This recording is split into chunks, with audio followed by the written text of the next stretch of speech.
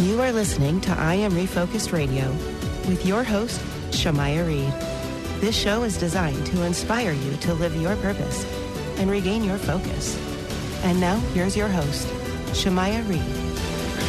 Hey, welcome to I'm Refocused Radio once again. We're here today, and man, we have a true honor. We have the one and only Sydney Sterlace. She is of The Voice, NBC The Voice. First and foremost, good morning. How are you doing today?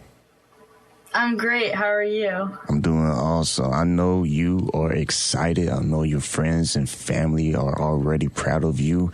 You are on Team Gwen. Congratulations. And I must say, for chair turner in the battle rounds. Thank you. I mean, I should say blinds. My bad. Not battle rounds, the blinds. So kind of take us back in that moment when you saw the 4 chairs turn in the blind audition. What was going through your mind, and how were you able to keep your cool? Well, I was freaking out inside, but you probably couldn't tell.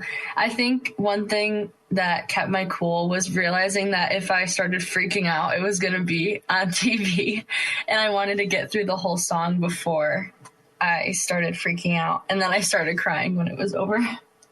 I mean, at 15 years old, you are doing some amazing things. I mean, you were singing in competitions at age 7. In talent shows. That's mighty impressive. How did you discover at such a young age that singing was something that you'd be great at? My parents decided that they were going to put me into singing lessons when I was really young. And then from there, I would always do the talent shows and different shows around town with my studio. And then I feel like I just developed the confidence to try out for the show. And then that's why I'm here. When you look at the opportunities to work with greats like Gwen, what was your focus when you were in your one-on-one sessions with her, as her trying to show you the way and prepare you for the battle round? I was mostly just focused on taking everything that she had to say in, because I'm not going to get an experience like this again to work with Gwen Stefani. So I was really trying to be in the moment and really listen to everything that she's telling me. When you are on the stage and you know you're on TV soon, how do you keep yourself just zero locked in on just performing? Because there's many distractions. You have lights, you have cameras, you have the audience, you have your coaches. How do you keep yourself just poised and allow yourself to have that laser focus when you're performing? When I'm on any stage, it's like everything around me just like shuts off, and it's just me and the song. And so I think just really staying in the moment and listening to the music and just, I don't know, it's just like a different space when you're on stage. So I don't really get distracted, if that makes any sense. Totally. I mean, you've been winning competitions at age 7, 10. I mean, I'm not surprised. I know your parents are super proud of you. How have they reacted to you now being on The Voice? My parents are my biggest supporters, and they've always been there for me. They're one of the main reasons why I auditioned for the show. So I'm really grateful for them. I mean, are they low-key not surprised because of all the work you've been doing since you were like super, super young? They always tell me that they knew that I was going to do a show like this one day. They just didn't know how soon it would be. But yeah, they're really supportive. I mean, you also have won a TikTok challenge back in the day. I mean, it wasn't that too long ago, but seriously, like you've been able to just have this confidence. Like I want to pick up on that you mentioned earlier, because it's truly real. And being even on social media, having that confidence on TikTok, doing a competition, how has it been like just being able to continue to thrive and not just, you know, move, but continue to move forward and upward?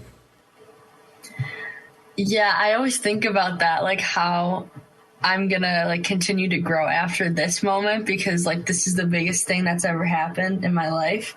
So I think just starting to write songs and focus on like posting covers on like TikTok and Instagram and making sure that I'm writing my own songs to try and like grow myself, because I just feel like the voice is the biggest that I can get right now for me. Take us to your mindset when you were singing Birds of a Feather. What was going through your mind? Did you have any nerves during that battle, and how did you conquer those nerves?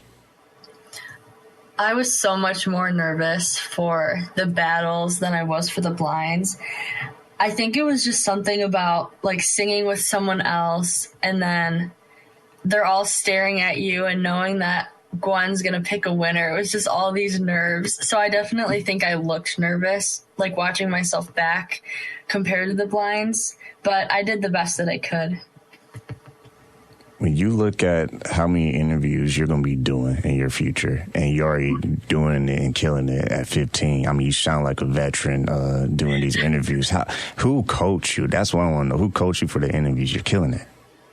For the interviews? I don't think anyone really coached me. I think, like, in the beginning when I would do interviews, I would get so nervous and, like, think of things to say, like, before it started, and now I just don't.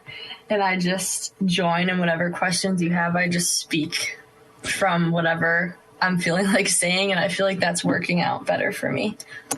And a couple more questions for you. When your friends are watching on TV, how has their reaction been? Because I'm sure you're probably like, everyone's talking about, wow, look at her on the TV, man. Like, that's crazy. What's the reaction right now? My friends took a video of their reaction, and they were all like freaking out, holding hands and crying, because they're just so proud of me and they know how much the show means to me. So it was really nice seeing their reaction. My last question for you.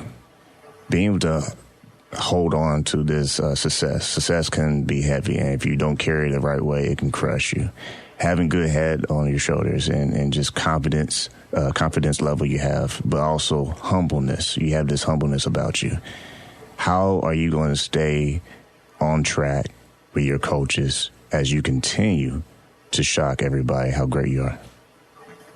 Well, I always tell myself that I'm not gonna like be rude to anyone who comes up to me, and like not forget about all the people that got me to this point. And I always just want to stay humble and be kind to everybody who supports me and who doesn't support me, because you never know what they're going through. So I just always want to stay down to earth. Well, you heard it here. We have a true pro in the building and on stage. Sydney, congratulations. I want to remind you, 4-chair Turner. I mean, you already out the gate doing big things. I want to say best wishes to you. We want to see your name in lights big time. So congratulations, and keep your head up and keep grinding. Thank you so much.